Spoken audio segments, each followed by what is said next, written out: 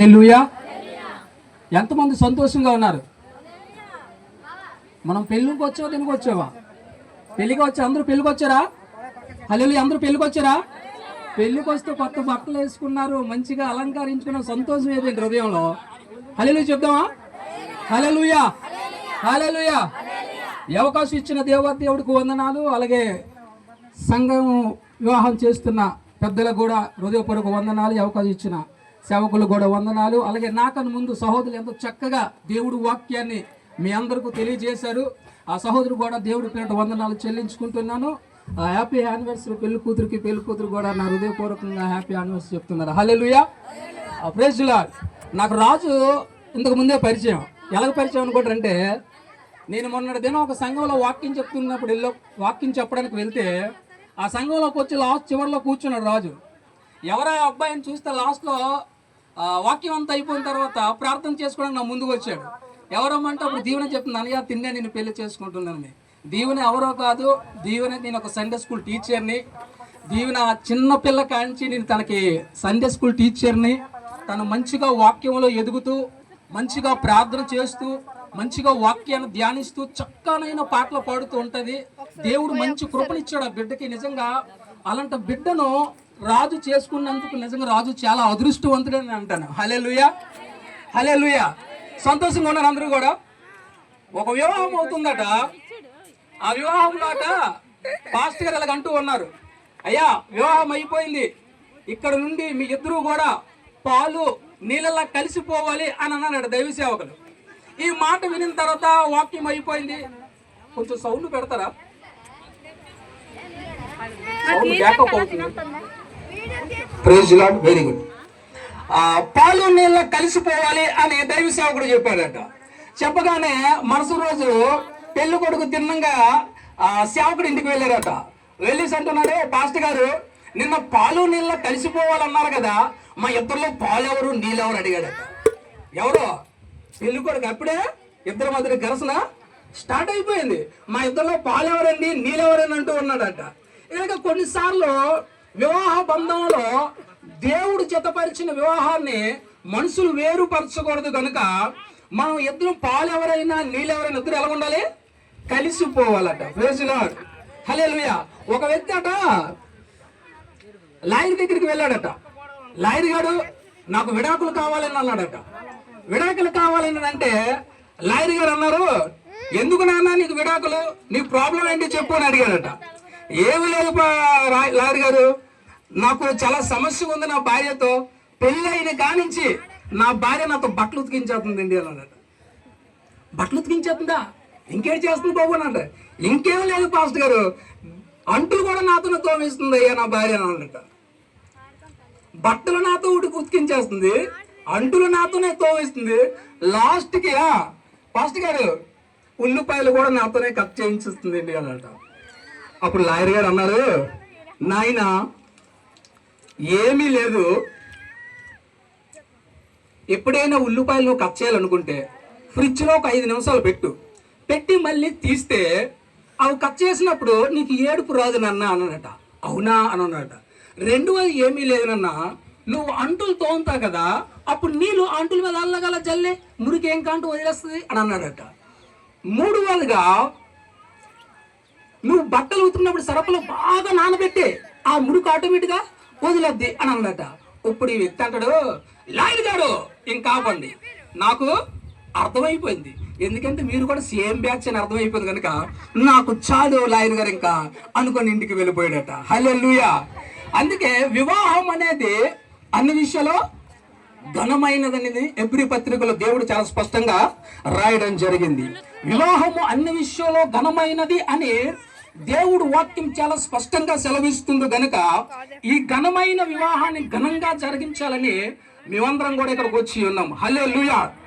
దేవుడు సెలవిస్తూ ఉన్నాడు, ఈ సృష్టిని చేసిన తర్వాత సకల కోటిని జీవరాశులను దేవుడు నిర్మించిన తర్వాత నరుడు ఒంటరిగా ఉండిపోయాడని, నరుడు ఒంటరిగా జీవిస్తున్నాడని దేవుడు చూసి నరుడికి సాటైన సహకారాన్ని దేవుడు అందించాలని, నరుడికి సాటైన సహకారాన్ని దేవుడు ఇవ్వాలని ఆదాము కాట గాఢ నిద్ర కలిగించాడట. అలా గాఢ నిద్ర కలిగించగానే ఆదాముకు గాఢ నిద్ర ఎప్పుడైతే వచ్చిందో తన పక్కటెముక ఒకటి తీసి ఒక స్త్రీనిగా తయారు చేశాడట దేవుడు. హల్లెలూయా. ఎప్పుడైతే ఒక స్త్రీనిగా తయారు చేశాడో అప్పుడు ఆ స్త్రీని దేవుడు పోలికలో, మానవుని పోలికలో స్త్రీని తయారు చేసి ఆదాము దగ్గరికి తీసుకొని దేవుడు వచ్చాడట. అప్పటికి గాఢ నిద్రలో ఉన్న ఆదాము దగ్గరికి దేవుడు వచ్చిన తర్వాత అంటూ ఉన్నాడు, ఆడమ్ ఆడమ్ దిస్ ఈజ్ నీ మేడం అని అంటూ ఉన్నాడు. ఇదిగో ఇంతవరకు నువ్వు ఒంటరిగా ఉన్నా కదా, ఇంతవరకు నువ్వు ఒంటరిగా ఈ అడవులో సంచారం చేశా కదా, ఈ తోటలో ఒంటరిగా తిరిగా కదా, ఇదిగో నీ కోసం ఒక మేడం తీసుకొచ్చాడు అన్నట. వెంటనే ఆదాము కళ్ళు తెరిచి చూడగానే wow who is this beautiful girl father అంటూ ఉన్నాడు. ఎవరు ప్రభు ఇంత అందమైన అమ్మాయి అంటే, ఈ అమ్మాయి నీ కోసమే నేను తయారు చేశాను. హల్లెలూయా. నీ కోసమే నేను నిర్మించాను. నువ్వు ఒంటరిగా ఉండిపోతున్నావు గనుక, నువ్వు ఒంటరిగా జీవిస్తున్నావు గనుక, నువ్వు ఒంటరిగా బ్రతుకున్నా కనుక నీకు ఒక సాటైన సహకారాన్ని, నీ కొరకు ఒక సాటైన సహకారాన్ని అవ్వని నీ కోసం తీసుకొచ్చి అనగానే ఇప్పుడు మనోడు కవిత్వాలు పాడటం మొదలు పెడుతూ ఉన్నాడట. హల్లెలూయా. నా మాంసంలో ఓ మాంసమా, హల్లెలూయా, నా ఎముకలో ఒక ఎముక, ప్రైజ్ లార్డ్ అని మనోడు పాటలు పాడి నా కోసం తీయబడిన నారీ అని అంటూ ఉన్నాడట. ఎవరిని? భార్యకి. చాలా మంది పేర్లు పెడుతుంటారు. పెళ్ళైన కొత్తలు అంటారు బుజ్జి బుజ్జి. ఎప్పుడు? పెళ్ళైన కొత్తలో బుజ్జి, నాన్న, కన్నా, ఓ ఎన్ని పేర్లు పెడతారో తెలియదు. ఇంకా భర్తలు ఒక్క వన్ని రాగానే ఏ అని అంటారు. హల్లెలూయా. అప్పుడు అనుకుంటుంది భార్య, ఏమండి అప్పుడు బుజ్జి అన్నారు, ఇప్పుడేంటి గజ్జి అయిపోయినా నేను ఎప్పుడు నీకు? అప్పుడు బుజ్జి అని పిలిచారు కదండి, ఇప్పుడు ఏమిటి ఇలా పిలుస్తానంటే కోపము వెస్టేజ్లో. ఎందుకంటే పెళ్లి లైఫ్ ఒకేలాగా ఉండదు. కొత్తలో మాత్రం అలా బండి మీద అలా వెళ్తే అమ్మాయి అలా వెనక కూర్చోగానే ఈడు గాలిలో తేలిపోతూ ఉంటాడు. 2 రోజులు అయిపోయింది, వెనక కూర్చో నాకు అంటకో చిరాకు ఉంది అంటాడు. హల్లెలూయా. నాకు అంటకో చెమట, ఎండాకాలం కనిపించట్లేదా నీకు అంటే అంటాడు. అప్పుడు అంటది భయమే, ఏంటి ఇంత ముందు మనకు గాలిలో తేలిపోతున్నారు, ఇప్పుడు నేను పట్టుకుంటే చెమట నీకు? హల్లెలూయా. భార్య భర్తల జీవితం కొన్నిసార్లు అలాగే ఉంటుంది. కష్టం వచ్చినప్పుడు, బాధలు వచ్చినప్పుడు ఒకేలా మనం మలుచుకోవాలి. హల్లెలూయా.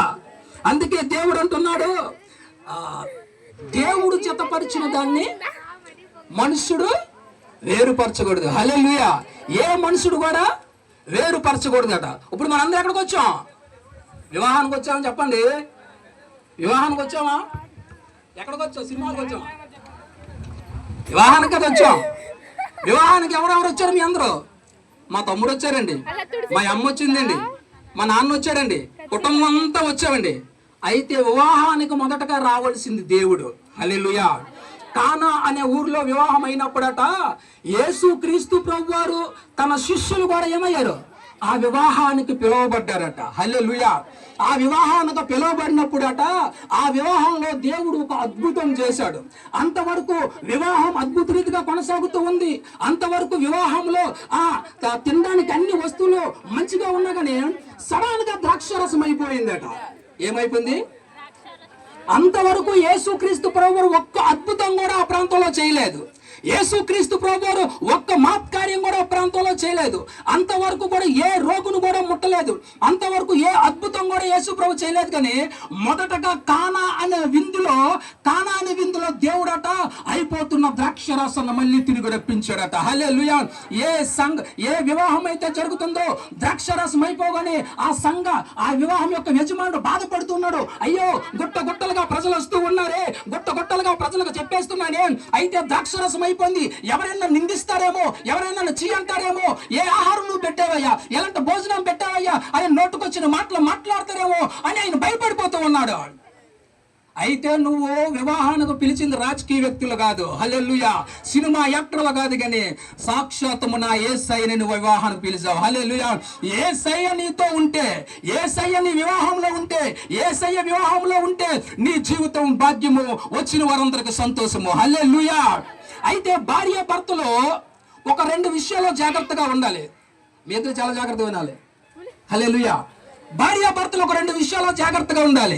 ఏంటి ఆ విషయం అంటే, మొదటిది ప్రేమలో వాళ్ళిద్దరూ ఒకటై ఉండాలట. హల్లెలూయా. ఏ విషయంలో? నువ్వు నీ తల్లిదండ్రులు ఏ విధంగా అయితే ప్రేమించావో అదే విధంగా నీ భార్యను నువ్వు ప్రేమించాలి. నువ్వు నీ తండ్రిని, నీ తల్లిని, నీ అన్నలు ఏ విధంగా అయితే ప్రేమించావో అదే విధంగా నీ భర్తను నువ్వు ప్రేమించాలి. హల్లెలూయా. వీరిద్దరిని జత చేసింది ఎవరో? దేవుడే. ఇది వివాహం అనేది దేవుడు ఘనమైనదా ఎంచాడు గనుక, దేవుడే వారిద్దరిని ఒకటే చేశారు గనుక, ఏ మానవుడు గాని ఏ మనుషుడు కానీ వారి ఇద్దరి మధ్యలో దూరి స్విచ్ పెట్టడం కానీ తగులు పెట్టడం కానీ ఎవరు చేయకూడదు. హల్లెలూయా. ఇది ఘనమైన వివాహము గనుక, ఇది ఘనహీనమైన వివాహం కాదు కానీ ఘనమైన వివాహం గనుక ఈ వివాహంలో వారు ఒకరికొకరు ప్రేమించుకుంటున్నప్పుడు వారు ప్రేమకు భంగం కలిగించకూడదు. హల్లెలూయా. కొన్నిసార్లు స్నేహితులు ప్రేమ కావచ్చు, లేదంటే లోక సంబంధమైన ప్రేమలు కావచ్చు. డబ్బున్నంత వరకే నిన్ను ప్రేమిస్తారు, ధనం ఉన్నంత వరకే నిన్ను ప్రేమిస్తున్నారు, పేరు ప్రతిష్టలు ఉన్నప్పుడే నిన్ను ప్రేమిస్తారు. కానీ డబ్బు నీ దగ్గర లేకపోయినా, ధనం నీ దగ్గర లేకపోయినా, సంపద నీ దగ్గర లేకపోయినా ఏ ఒక్కరు కూడా నిన్ను ప్రేమించరు, నిన్ను చాలా నీచంగా చూస్తారు. హల్లెలూయా. కానీ 2000 సంవత్సరాల క్రితం నా యేసయ్య అగాపే అనే ప్రేమను మనందరికీ పంచాడు. ఆ కలవరి శిలువలో రక్తం కార్చిన దేవుడు, ఆ కలవరి శిలువలో మనందరి పాపాల నిమిత్తము ఆయన ప్రాణం అర్పించిన దేవుడు మనందరికి కూడా ఆయన ప్రేమను క్రియల్లో చూపించాడు గనక, ఒకవేళ ఇక్కడ ఎవరికైనా మారు మనసు లేకపోతే, ఎవరికైనా రక్షణ లేకపోతే, ఎవరైనా క్రీస్తుని ఇంకా అంగీకరించలేకపోతే, ఇంకా ఎవరైనా క్రీస్తును నిజ రక్షకుడిగా మీరు అంగీకరించలేక ఇంకా లోకంలో ఉండిపోతే, దేవుడు సెలవిస్తున్నాడు, మీ మనసు మారాలి, మీ బ్రతుకులు మారాలి, మీ జీవితాలు మారాలి. మీ బ్రతుకులు మారి యేసయ్య నా కోసం 2000 సంవత్సరాల క్రితం లోకానికి వచ్చి నా కోసం తన ప్రాణాన్ని పెట్టి నా కోసం కలవరి శిలువలో చనిపోయి ఆయన చనిపోయి సమాధి చేయబడి 3వ రోజు మృత్యుంజయుడిగా లేచాడని ఎవరైతే విశ్వాసం ఉంచుతారో, ఎవరైతే పాప ప్రక్షాళన జరుగుతుందో వారికి దేవుడు ఆ రక్షణ, ఉచితమైన రక్షణ ఆయన కలిగిస్తున్న ఎటువంటి సందేహం లేదు. హల్లెలూయా. హల్లెలూయా. మొదటగా మనం ఏం చేయాలి? భార్యాభర్తలు ఒకరికొకరు ప్రేమించుకోవాలట. రెండవదిగా ఒకరికొకరు ఏం చేయాలి? క్షమించుకునే గుణం కలిగి వారు ఉండాలట. హల్లెలూయా. ఒక భార్య అట ఊరందరిని క్షమిస్తుందట, భర్తను మాత్రం క్షమించదట. హల్లెలూయా. నా భర్త నేను ఎవరినైనా క్షమిస్తానండి, నా భర్తను మాత్రం నేను క్షమించను, 5 నిమిషాల్లో ముగిస్తాను. హల్లెలూయా. నేను ఎవరినైనా క్షమిస్తాను, నా భర్త నేను క్షమించినంత ఉంది. ఎందుకు క్షమించా? నీ భర్త అంత కోపమా? నీ భర్త అంత ద్వేషమా? ఉదయం లెగిసి రాత్రి దాకా భర్త బయటకు వచ్చి నీ కోసం కష్టపడతాడే, ఎండలో ఎండిపోతూ వానలో తడిసిపోతూ నా కుటుంబం బాగుండాలని, నా పిల్లలు బాగుండాలని, నా భార్య బాగుండాలని ప్రతిరోజు అలిసిపోతూ సొలిసిపోతూ పడిపోయి లెగిచి నువ్వు బాగుండాలని నీ భర్త బయటకు వెళ్ళి పని చేస్తుంటే అలాంటి భర్త నువ్వు ప్రేమించలేవా? అలాంటి భర్త నువ్వు స్వాదరించలేవా? అలాంటి భర్త ఇంటికి రాగానే నోటుకొచ్చిన మాటలు మాట్లాడి భర్తను బాధ పెడుతూ ఉంటావు. భర్త బయటికి వెళ్ళి వచ్చిన తర్వాత ఎన్నో ఆశలతో బయటకు వస్తాడు. అయ్యో నేను ఇంటికి వెళ్ళగా నా భార్య ఉంటుంది, గుప్పిడి చల్లనీళ్ళు ఇస్తుంది, లేదంటే మంచి ఆహారం పెడతాది అని తన భర్త ఇంటికి రాగానే నోటుకొచ్చిన మాటలు మాట్లాడితే ఏ భర్త ఇంకా నీ దగ్గర ఉంటాడు? కాకినాడ ఒక ప్రాంతం ఉందండి. ఆ ప్రాంతంలో తన భర్త ఇంటికి రాగానే అలాగ అన్నం పెడుతుంది. ఆమె అన్నం పెట్టి భర్తలో కలుపుకొని అలా తిన్నప్పటికీ కిరోసిన్ వేసేద్ది ఆ అన్నంలో. ఆ భర్త చాలా బాధపడుతుండేవాడు, ఆ భర్త చాలా ఏడుస్తూ ఉండేవాడు. అయ్యో నేను ప్రేమించిన భార్య, నేను ఇంత ప్రేమించాను కదా నా భార్యని, ఇంత ఆదరించాను కదా నా భార్యని, ఒక్కరోజు కూడా కడుపు నిండా నాకు అన్నం పెట్టలేదే, ఒక్కరోజు కూడా నా కడుపు నిండా నాకు ఆహారం పెట్టలేదే అని కాకినాడ బీచ్లోకి వెళ్ళి 2 మోకరించి దేవుడికి ప్రార్థించేవాడట ఆయన. హల్లెలూయా. అయ్యా నా భార్యను మార్చండి ప్రభువా, నా భార్య జీవితాన్ని మార్చండి అయ్యా, భర్తను ప్రేమించలేని పరిస్థితిలో ఉండిపోతుందయ్యా, భర్త అంతే చేదరించుకుంటూ ఉందయ్యా, నేను కష్టపడేది నా భార్య బాగుండాలని, నేను బయటకు వెళ్ళేది నా భార్య బాగుండాలని, ఇంత చేసినప్పటికీ కూడా నా భార్య ఏ రోజు కూడా నన్ను ఒక మనిషిగా చూస్తుందో కాదయ్యా, ఇంత హింసిస్తుందయ్యా, ఇంత బాధ పెడుతుందయ్యా, ప్రతిరోజు కూడా కాకినాడ బీచ్లో 2 మోకలేసి ప్రార్థించేవాడట. హల్లెలూయా. ఎట్టకేలకు ఏమైందో తెలుసా? దేవుడు తన భర్త యొక్క ప్రార్థన ఆలకించాడు. హల్లెలూయా. అయితే ఎప్పుడు కూడా తన భర్త చర్చికి అందరికంటే ముందెళ్తే ఆ రోజు ఏమైందో తెలియదు కానీ భర్త కంటే ముందు చర్చికి వెళ్ళిపోయిందట భార్య. హల్లెలూయా. ఎందుకో తెలుసా? నువ్వు చేసే ప్రార్థన నీ బ్రతుకును మారుస్తుంది, నువ్వు చేసే ప్రార్థన నీ భార్యను మారుస్తుంది, నువ్వు చేసే ప్రార్థన నీ కుటుంబాన్ని మారుస్తుంది, నువ్వు చేసే ప్రార్థన నీ భర్త జీవితంలో కార్యాలు చేస్తుంది. హల్లెలూయా. భార్యాభర్తల బంధం దేవుడు ఏర్పరిచింది కనుక దుష్టుడికి దాంట్లో చోటు ఇవ్వకూడదు. హల్లెలూయా. అపవాదికి మనం ఎప్పుడైతే చోటిస్తామో వాడు ఏం చేస్తాడో కుటుంబాన్ని విచ్ఛిన్నం చేసేస్తాడు. సమాధానం మన ఇద్దరి మధ్య సమాధానం తీసేస్తాడు. భార్యాభర్తలు ఇద్దరి మధ్య తగులు పెట్టేస్తాడు. అంతవరకు అన్యోన్య సహవాసంగా ఉండే ఫ్యామిలీ, అంతవరకు సమాధానంగా ఉండే ఫ్యామిలీ సమాధానం కోల్పోతారు, అన్యోన్య సహవాసం కోల్పోతారు. ఇంకా ఇద్దరికిద్దరు ఒకరంతే ఒకరు మాటకు మాట కొట్టుకొని విడాకుల దాకా వెళ్ళిపోయిన ఎంతమంది లేరు. హల్లెలూయా. నీ భర్త ఏమైనా నిన్ను అన్నాడంటే నువ్వు మౌనంగా ఉండిపో. నీ భార్య నిన్నేమనిందో మౌనంగా ఉండిపో. ఆ ఒక్క క్షణం కోపం చల్లారిపోతే చాలు కదా, మళ్ళీ మీ జీవితాన్ని మళ్ళీ కొనసాగించవచ్చు. హల్లెలూయా. అలాగే ఒక రోజట ఒక భార్యకి భర్తకి పెళ్ళి అయిందట. చాలా మంది విడాకులు తీసుకున్నారు కదా, మనం వాళ్ళకి విడాకులు తీసుకోవద్దు, మనం మంచిగా అండర్స్టాండింగ్ ఉందాం అనుకుంటారట. ఏంటంటే అండర్స్టాండింగ్ అంటే ఏమి లేదు, నీకు కోపం వచ్చింది అనుకో, నేను వెళ్ళి బయట వరండాలో పడుకుంటాను. ఒకవేళ నాకు కోపం వచ్చింది అనుకో, నువ్వు వెళ్ళి బయట వరండాలో పడుకో అన్నాడట.